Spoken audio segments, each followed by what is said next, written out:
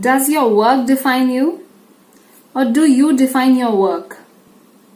For most of us, we primarily associate ourselves, our identity with our work, with our job, or with our businesses.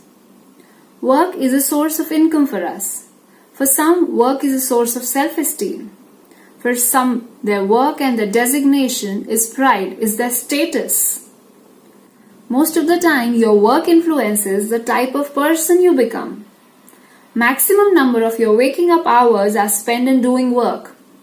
And this is the case with majority of people. And then there is another category of people. Their work doesn't define them. They define their work. They are who they are, irrespective of the title. Sometimes even without the title, they are who they are.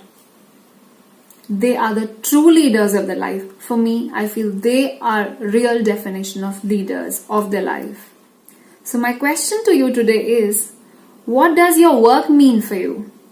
And also tell me, what do you think? Should your work define you or should you define your work?